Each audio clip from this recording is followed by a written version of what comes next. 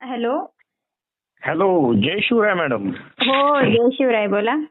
अंतिम पैसेवारी जाहीर होत असते तर शेतकऱ्यांना त्यानुसार पीक विमा मिळत असतो.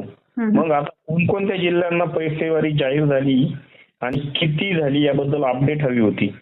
हो, नक्कीच. आता आपण जर पाहिलं तर प्रत्येक जिल्ह्याची अंतिम पैसेवारी ही शेतकऱ्यांसाठी खूप महत्त्वाची असते.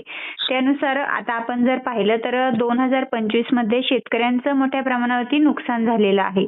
यामध्ये अतिवृष्टी असेल, पूर परिस्थिती असेल, या सर्व नैसर्गिक आपत्ती एकंदरीत आपण जर म्हटलं, यामुळे सर्व जिल्ह्यांमध्ये म्हणजे महाराष्ट्र राज्यातील संपूर्ण जिल्ह्यांमध्ये मोठ्या प्रमाणावरती यावर्षी नुकसान झाले आणि त्यामुळे सर्वच भागामध्ये जे उत्पादन आहे ते मोठ्या प्रमाणावरती घटणार सुद्धा आहे. आणि मग हीच उत्पादनातील जी घट आहे ही निश्चित करण्यासाठी अंतिम पैसेवारी ही महत्त्वाची असते. आता आपल्याला माहित आहे की कुठल्याही जिल्ह्याची अंतिम पैसेवारी ही त्या उत्पादनावरती अवलंबून असते किंवा ज्या उत्पादनावरती जी घट निर्माण होते त्या घटेवरती अंतिम पैसेवारी ही काढली जाते.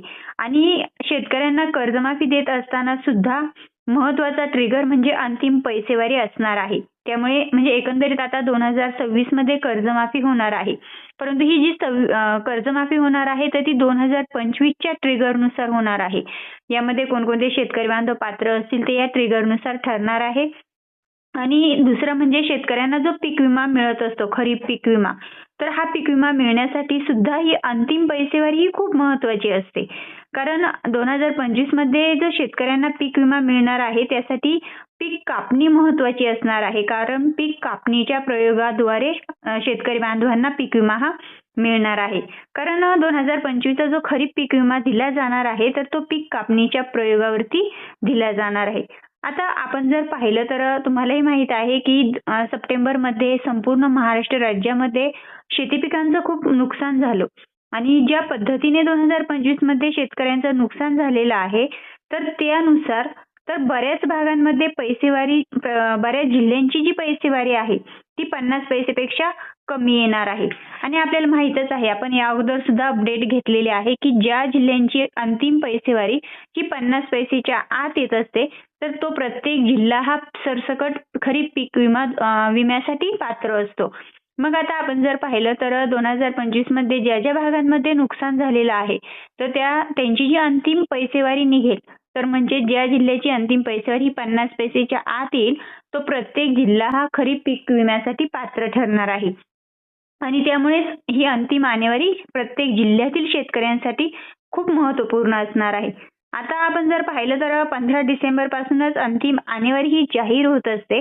आता काही जिल्ह्यांमध्ये अंतिम आणेवारी जाहीर करण्यात आलेली आहे. तर मग तीच अंतिम आणेवारी किती आली म्हणजे कोणत्या जिल्ह्याची किती आलेली आहे तीच आपण या रेकॉर्डिंगच्या माध्यमातून जाणून घेण्याचा प्रयत्न करणार आहोत. तर शेतकरी मित्रांनो, आता आपण जर पाहिलं तर छत्रपती संभाजीनगर जिल्हा असेल, या छत्रपती संभाजीनगर जिल्ह्यामध्ये शेतकरी बांधवांचं मोठ्या प्रमाणावरती नुकसान झालेलं आहे. आणि छत्रपती संभाजीनगर जिल्ह्याची जी अंतिम पैसेवारी आहे ती 47.81 पैसे अशी आलेली आहे. मग आता छत्रपती संभाजीनगर जिल्ह्यातील जी तालुकानिहाय अपडेट आहे ती आपण जाणून घेऊया. तर छत्रपती संभाजीनगर जिल्ह्यातील पैठण तालुका असेल तर पैठण तालुक्यामध्ये 46.11 ही अंतिम पैसेवारी आलेली आहे. फुलंब्रीमध्ये 49 पैसे आलेले आहे. वैजापूर तालुक्यामध्ये 47.73 पैसे, तर गंगापूर तालुक्यामध्ये 48.15 पैसे, खुलताबाद तालुक्यामध्ये 48 पैसे ही अंतिम आणेवारी आलेली आहे. सिल्लोड तालुक्यामध्ये सुद्धा 48 पैसे अशीच आणेवारी आलेली आहे. त्यानंतर छत्रपती संभाजीनगर तालुक्यामध्ये 46.7 पैसेवारी आलेली आहे. पैठण तालुक्यामध्ये 46.11 अशी अंतिम पैसेवारी आलेली आहे. तर फुलंब्रीमध्ये 49 पैसे अशी अंतिम आणेवारी आलेली आहे. त्यानंतर सोयगाव तालुक्यामध्ये 48 पैसे आणेवारी आलेली आहे. कन्नड तालुक्यामध्ये 48 पैसे ही अंतिम आणेवारी आलेली आहे. त्यानंतर सिल्लोड तालुक्यात 48, खुलताबाद तालुक्यात 48 पैसे आणि गंगापूर तालुक्यामध्ये सुद्धा 48 पैसे अशीच ही अंतिम आणेवारी आलेली आहे. म्हणजे एकंदरीत काय तर संपूर्ण छत्रपती संभाजीनगर जिल्ह्यातील तालुक्यांमध्ये अंतिम आणेवारी जी आहे तर ती 50 पैसेच्या आत आलेली आहे. त्यामुळे छत्रपती संभाजीनगर हा जिल्हा कर्जमाफी असेल, सरसकट पीक विमा असेल या संपूर्ण योजनेसाठी पात्र ठरलेला आहे. त्यानंतर आपण जर पाहिलं तर जालना जिल्ह्यामध्ये 971 गावं आहेत. तर या 971 गावांपैकी 965 गावांची पैसेवारी ही जाहीर झालेली आहे. आता कोणत्या तालुक्यातील किती गावांची पैसेवारी ही 50 पैसेच्या आत आली, जेणेकरून त्या गावांना सरसकट पीक विमा मिळण्याचा मार्ग हा मोकळा होईल, तेही आपण जाणून घेऊया. यामध्ये जालना तालुक्याचा विचार केला तर जालना तालुक्यामध्ये 151 गावांची जी पैसेवारी आहे तर ती 50 पैसेच्या आत आलेली आहे. जाफराबादमध्ये 101 गावांची अंतिम पैसेवारी ही 50 पैसेच्या आत आलेली आहे. भोकरदनमध्ये 156 गावांची पैसेवारी ही 50 पैसेच्या आत आलेली आहे. परतूरमध्ये 98 गावं असतील. बदनापूरमध्ये एकूण 92 गावं आहेत. मंठा तालुक्यातील 117 गाव, अंबड तालुक्यातील 138, घनसावंगी तालुक्यातील 111 गावं, अशी या सर्व गावांमधील जी पैसेवारी आहे, अंतिम पैसेवारी, तर ही 50 पैसेपेक्षा कमी आलेली आहे.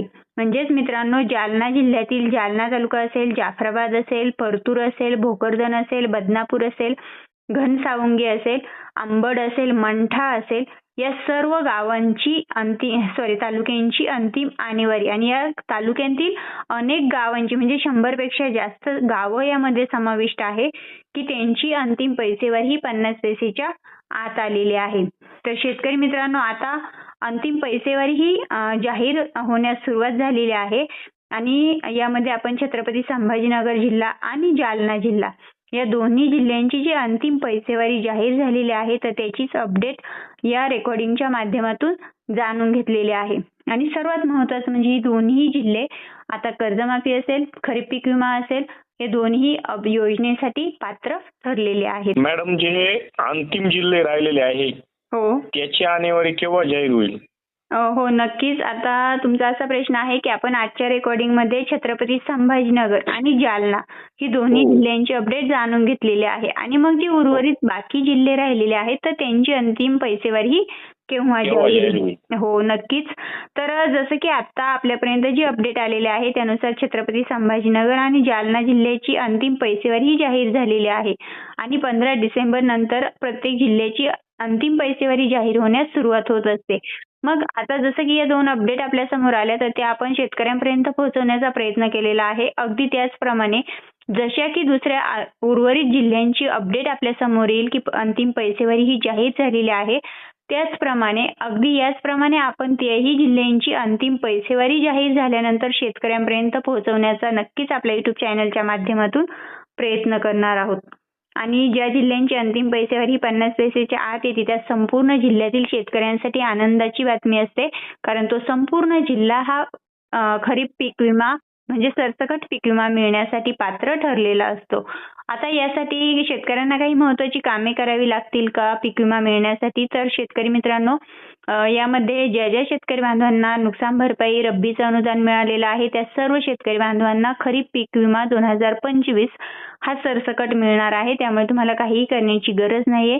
जेणेकरून जे शेतकरी बांधव रब्बी पीक विम्यासाठी रब्बी अनुदानासाठी आणि नुकसान भरपाईसाठी पात्र ठरलेले आहेत त्यांची सर्व कामे ऑलरेडी पूर्ण झालेली असतात.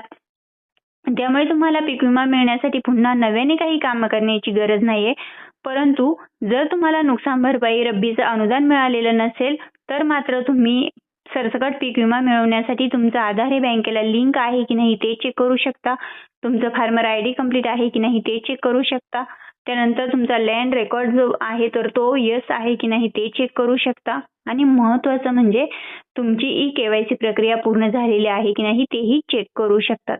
जेणेकरून यातील एक जरी ऑप्शन तुमचं नो असेल आणि त्यामुळे जर तुम्ही नुकसान भरपाईसाठी रब्बीच्या अनुदानासाठी अपात्र ठरलेले असाल तर मात्र तुम्ही पीक विम्यासाठी सुद्धा अपात्र ठरू शकतात. त्यामुळे तुम्ही या गोष्टी लवकरात लवकर क्लिअर करून घ्या. तर धन्यवाद.